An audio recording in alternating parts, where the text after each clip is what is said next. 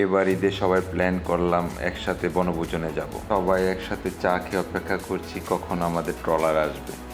এর মধ্যেই ট্রলার চলে আসলো আর আমরা সবাই হুড়মুড় করে ট্রলারে উঠে গেলাম। ট্রলারে সব কিছু আনুষঙ্গিক জিনিস আমরা নিয়ে নিলাম, সাথে নিলাম 2টা তরমুজ। কিছু বন্ধু বসে পড়লো তাস খেলার জন্য, আরও কিছু বন্ধু লেগে গেল কাজে। কেউ মাংস কাটছে, কেউ সবজি কাটছে, কেউ সালাদ কাটছে। এরই মাঝে আমাদের সকালের রিফ্রেশমেন্ট হিসেবে চানাচুর মুড়ি মাখা রেডি হচ্ছিল। বন্ধু শামসুল খুব যত্ন সহকারে চানাচুর দিয়ে মুড়ি মাখা রেডি করছিল, আর আমাদের বাবুর্চি ভাই খুব যত্ন সহকারে কাটাকুটি সারছিল, আর আমি চারপাশের দৃশ্য উপভোগ করছিলাম। দেখতে দেখতে চলে আসলাম আমাদের গন্তব্যস্থল কালা পাহাড়িয়া দ্বীপে। যদিও চরটির পূর্ব নাম কালা পাহাড়িয়া দ্বীপ, তো এর আধুনিক নাম মায়া দ্বীপ। আমি ভেবেছিলাম আমরা একা, কিন্তু এসে দেখি ওমা, এখানে তো অনেক গ্রুপ এসেছে বনভোজন করার জন্য। যে যে যার যার মতো রান্নাবান্না করছে, রান্নাবান্নার প্রস্তুতি নিচ্ছে।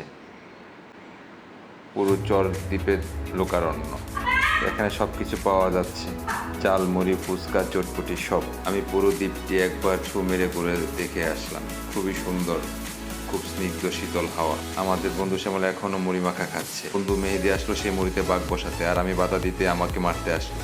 ফুটবল খেলার পূর্ব মুহূর্তে আমাদের মাঝে একটি প্রতিযোগিতা শুরু হয়ে গেল। এখানে 2টো গাছ দেখা যাচ্ছে, এই গাছগুলির মাঝখান দিয়ে বলটা নিতে পারবে সেই জিতে যায়। প্রথমে আমাদের ডাক্তার বন্ধু শফিক চলে আসলো। তার বাপখানে এরকম যে সে প্রথমবারই ফার্স্ট হয়ে যাবে, কিন্তু প্রথম চান্সই মিস। এবার দ্বিতীয় চান্স, একটু হাত পা জেরে টেরে নিল। ও মা, দ্বিতীয় চান্স। এবার তৃতীয়বার মোটামুটি একটু এক্সারসাইজ করে নিল, দেখা যাক কী হয়। এবার মনে হয় পেরে যাবে, তার কনফিডেন্স লেভেল অনেক হাই ছিল। কিন্তু কিন্তু ও মা, এ কি, তাতেও ব্যর্থ হলো। বারের পূর্ণাঙ্গ রূপে ব্যর্থ হয়ে ফিরে আসলো আমাদের ওস্তাদ। চলে আসলো নীল গেঞ্জি পরে। দেখি পরে আসলো বন্ধু বাহাদুর। এক বন্ধু বাহাদুর কি করতে পারে। ও মা, একই মেসি চলে আসলো মাঝখান দিয়ে। এবার বন্ধু বাহাদুরের পালা, দেখা যাক সে কি করে। সে খুবই কনফিডেন্ট। প্রথমবার মিস, পারলো না বন্ধু, কিন্তু পরবর্তীতে মনে হয় পেরে যাবে। এবার দ্বিতীয়বারের পালা। দ্বিতীয়বার পেয়ে মাঝখান দিয়ে আমি দেখতে গেলাম আমাদের রান্নাবান্নার কী অবস্থা। দেখলাম আমাদের বাবুর্চি ভাই খুব সুন্দরভাবে তার সহযোগীকে নিয়ে রান্নাবান্না এগিয়ে নিয়ে যাচ্ছে। আমাদের পাশেও আরেকটা রান্নাবান্নার আয়োজন চলছিল। আমরা ফুটবল খেলে টায়ার্ড হয়ে গিয়েছিলাম, তাই সবাই পানিতে নেমে গেলাম গোসল করার জন্য। স্বচ্ছ ও সুন্দর পানি, এক অসাধারণ তৃপ্তি অনুভব করছিলাম আমরা সবাই।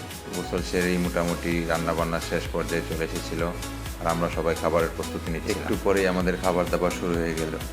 সেদিন আমাদের আয়োজনে ছিল খাসির মাংস, স্পেশাল সালাদ, সবজি, আম দিয়ে মসুর ডাল। সে এক অসাধারণ তৃপ্তি নিয়ে আমরা খেয়েছিলাম। সবাই খুব টায়ার্ড ছিলাম, তাই সবাই একটু বেশিই খেয়েছিলাম। প্রথমেই পরিবেশন করা হয়েছিল আলু ভর্তা, তারপর সবজি, তারপরে আনলিমিটেড খাসির মাংস। আমাদের বাবুর্চি ভাই খুব যত্ন সহকারে আমাদের পরিবেশন করছিল। আমরাও একটি সুন্দর স্নিগ্ধ প্রাকৃতিক পরিবেশে আমাদের খাবার এনজয় করছিলাম। সবশেষে আম দিয়ে মুসুরি ডালের মাধ্যমে আমাদের খাবার শেষ হলো। খাবারের পরপরই আমরা সবাই নৌকোতে উঠে গেলাম বাড়ির উদ্দেশ্যে যাত্রার জন্য। তখন ছিল পরন্ত বিকেল, সূর্য অস্তমিত হচ্ছিল। সে এক অন্যরকম অনুভূতি। চারপাশে সুন্দর স্নিগ্ধতা, দিগন্ত বিস্তীর্ণ নদী এবং মাঝখানে বয়ে চলা ট্রলারে আমরা সবাই। সে এক অপরূপ অনুভূতি। এইভাবেই নদীর বুক চিরে চলার মাধ্যমে আমাদের যাত্রা শেষ হলো।